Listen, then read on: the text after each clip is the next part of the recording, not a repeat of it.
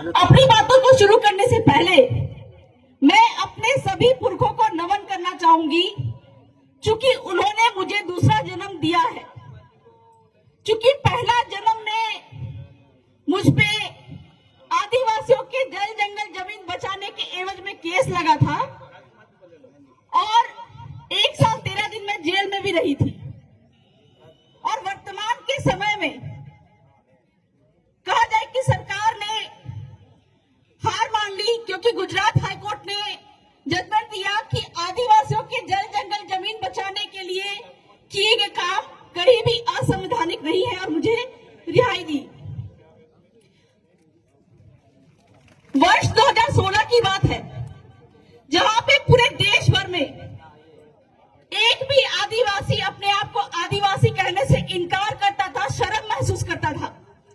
लेकिन आज का दिन है कि पूरे देश का आदिवासी आज अपने आप को गर्व से आदिवासी कहने को तैयार है। इसके पीछे हमारे भील प्रदेश के 2 महान व्यक्तियों का बहुत बड़ा योगदान है और उनका नाम है दादा भंवरलाल परमार और दादा कांति भाई आदिवासी। उनके साथ में भी बहुत सारे ऐसे लोग हैं जो पर्दे के पीछे रह के आगे आके उन्होंने आज देश के आदिवासियों को गर्व से आदिवासी कहने पे मजबूर किया। और ये जो मुर्गी का पंख लगा हुआ बहुत लोगों को मैं देख रही हूं कि सर पे मुर्गी का पंख लगा के घूम रहे हैं। असल में ये वीरता का प्रतीक है। ये कोई आम आदमी सर पे नहीं लगा सकता है। ये उन्हीं लोगों को लगाना चाहिए जिन्होंने अपनी जिंदगी में बड़े बड़े काम किए हैं, आदिवासियों के लिए काम किए हैं। तो हमारे भंवर दादा के सर पे ये मुर्गी का पंख दिखाई दे रहा है, जायज भी है। लेकिन हमारे कांति भाई आदिवासी के सर पे भी ये मुर्गी का पंख होना चाहिए, क्योंकि उन्होंने भी बहुत बड़े बड़े काम किए हैं। और साथ में जो लोग अभी मुर्गी का पंख लगा के घूम रहे हैं, आने वाले दिन में आदिवासी समुदाय के लिए बड़े बड़े काम करने होंगे। ये इस मंच पे आपको शपथ लेना होगा। तो हम विश्व आदिवासी दिवस मनाते हैं और मेरा एक सवाल है कि आदिवासी कौन है? मतलब जिस समय यहाँ पे कोई मुगल नहीं थे, कोई तुर्क नहीं थे, कोई गैर आदिवासी नहीं थे, उस समय यहाँ पे आदिवासी रहता था। और भील क्षेत्र की बात करें तो हमारे भील पुरखे यहाँ पे रहते थे। उन्होंने ही गांव बसाया। गांव बसाने के बाद में गांव का सीमाना तय किया, नदी, तालाब, पहाड़, जंगल देखा और बोला कि हमारे आने वाले वंश है, इन्हीं नदी में पानी पिएंगे, इसी पहाड़ों पे पूजा करेंगे, इन्हीं जंगलों से लकड़ियां तोड़ेंगे और गांव की खाली पड़ी जमीन पे सामुदायिक काम होंगे। लेकिन आज गांव की खाली पड़ी जमीन हम बोलते हैं कि सरकारी जमीन है। मतलब गांव की खाली पड़ी जमीन सरकारी जमीन है। यहाँ पे बैठे हर एक व्यक्ति को जो जमीन मिलती है, क्योंकि आज जो पूरे देश भर में झगड़ा है वो जल जंगल जमीन की ही है। तो वो खाली पड़ी जमीन जो हम बोलते हैं सरकारी जमीन, यहाँ बैठे हर एक व्यक्ति को जो जमीन मिलती है वो बाप के बाप के बाप के बाप से मिलती है। अगर खाली पड़ी जमीन सरकारी जमीन है तो सरकार के बाप का नाम क्या है? सरकार के बाप का नाम भी तो कुछ होना चाहिए। तो सरकार के बाप का नाम नहीं है, क्योंकि हर 5 साल में सरकार का बाप बदल जाता है। कभी भाजपा की सरकार होती है, कभी कांग्रेस की सरकार होती है, तो कोई भी एक बाप नहीं है। तो वो खाली पड़ी जमीन जो है वो जिसने जिस गांव को बसाया, चाहे मसार ने बसाया, चाहे डिंडोर ने बसाया, पूरा नदी, तालाब, पहाड़, जंगल उस आदिवासी गांव का है। और आज हम बोलते हैं कि वन विभाग की जो जमीन है वो भी वन विभाग की है। तो हमको वन विभाग से भी ये सवाल करना होगा कि ये जमीन, ये जंगल अगर तुम्हारे बाप का है तो बाप का दस्तावेज दिखाओ। कभी नहीं दिखा पाएंगे।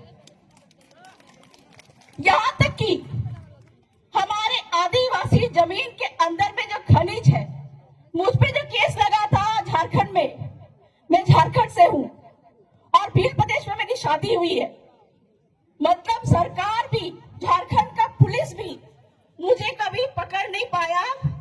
तो एक ये वीरता पुरस्कार मेरे पति को भी, भील आदिवासी प्रसून बसर भील को भी मिलना चाहिए, जिसको सरकार नहीं पकड़ के रख पाई, मेरे पति ने मुझे पकड़ के यहाँ पे लेके आए और मुझे भील प्रदेश की बहू बनाए। तो ये भील डीएनए ही है। तो मुझ पे केस लगा झारखंड में, क्योंकि झारखंड के अंदर में वहां पे खूंटी जिले में 10 लाख टन सोना था। तो हमने उन्हें ये बताया, कानूनी जानकारी दी, क्योंकि अभी एलएलबी की पढ़ाई भी कंप्लीट कर चुकी हूं और मैं अब वकील हूं। तो मैंने उनको जानकारी दी, हमने उनको जानकारी दी कि वो 10 लाख टन सोना आदिवासियों का है, जो कि सुप्रीम कोर्ट कहता है, जिसकी जमीन उसका खनिज। और वो 10 लाख टन सोना इतना है जितना संयुक्त राष्ट्र संघ अमेरिका के पास में भी नहीं है। 46 लाख टन सोना सिंगरौली मध्य प्रदेश में है। लेकिन आज वहां पे भी वन विभाग के नाम पे आदिवासियों की जमीन लूटने के फिराक में है, गोंड आदिवासियों की। और उससे भी ज्यादा 11 करोड़ टन सोना भील आदिवासियों की जमीन पे है, बांसवाड़ा में। मतलब जिसकी जमीन उसका खनिज। अगर भील आदिवासी वो खनिज सोना अगर निकाल ले तो यहाँ बैठे एक एक आदिवासी के पास में एक एक हेलीकॉप्टर होगा, इतना पैसा है। तो आज हम जो बोलते हैं कि आदिवासी इस देश का मालिक है, ये मैं नहीं बोल रही हूँ, सुप्रीम कोर्ट बोल रहा है 5 जनवरी 2011 के जजमेंट में, जो कि भील आदिवासियों पे आया था, कि 8% आदिवासी इस देश का असली मालिक है। और ये जल जंगल जमीन खनिज अगर आदिवासियों के पास में आ जाए तो सरकार को भी सरकार चलाने के लिए हमारे पास में आना पड़ेगा। यही कारण है कि हमसे वो जल जंगल जमीन खनिज छीनना चाहती है।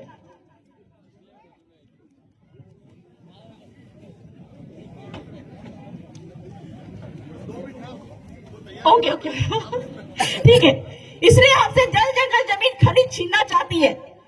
यही कारण है कि यूएनओ में वो रिप्रेजेंट करके आती है, बोल के आती है कि भारत देश में एक भी आदिवासी नहीं है, ताकि जो पूंजीपति अडानी अंबानी हमारी सारी जमीन को ले सके, खनिज से सोना निकाल सके जमीन से।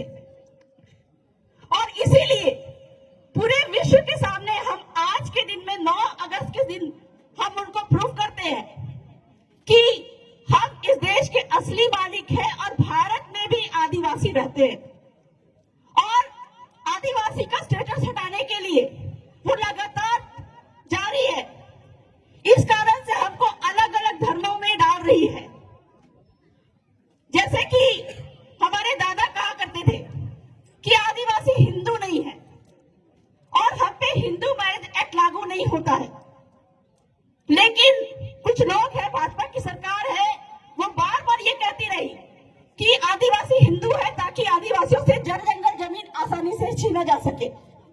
मैं आपको इस मंच के माध्यम से बताना चाहूंगी कि भाजपा के नेता पे हमने केस लगाया तलाक का। मतलब आदिवासियों पे हिंदू मैरिज एक्ट के तहत तलाक का केस नहीं लगता है, लेकिन भाजपा नेता पे हिंदू मैरिज एक्ट के तहत केस लगाया और उनको हिंदू मैरिज एक्ट के तहत वहां पे कोर्ट में तलाक देना पड़ा। तो ये ताकत है आदिवासियों के पास में।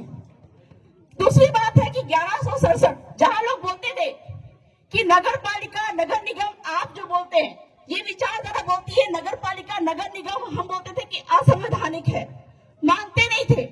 लेकिन पूरे के पूरे 9 नगर पालिका को न्यायालय के माध्यम से हमने खारिज करवाया। और आरक्षण की बात करें, 1167 पद के लिए जो काकरी डुंगरी हत्याकांड हुआ था उसके नाम पे भी हम सुप्रीम कोर्ट गए।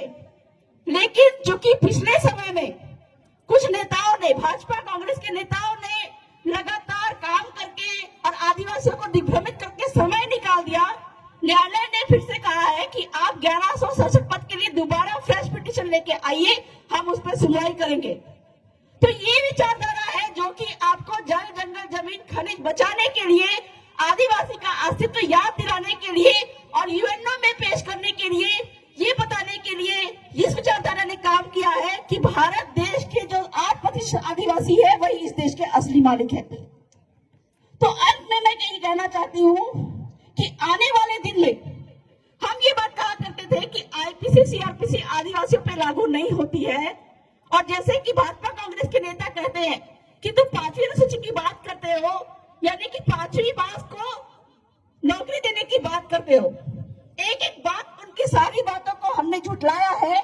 आने वाले दिन में आईपीसी सीआरपीसी को भी आदिवासी क्षेत्र में जो वहां पे लोग जो है जेलों में ठूसे जा रहे हैं, इसके खिलाफ में भी हम सुप्रीम कोर्ट में जाके वहां पे आदिवासियों को न्याय दिलाएंगे और भले वाले आदिवासियों को, निर्दोष आदिवासियों को जेलों से मुक्त करवाएंगे। तो समय का अभाव है, आगे भी बहुत हमारे महंगे मेहमान हैं और भी बातें होती रहेंगी आने वाले समय में।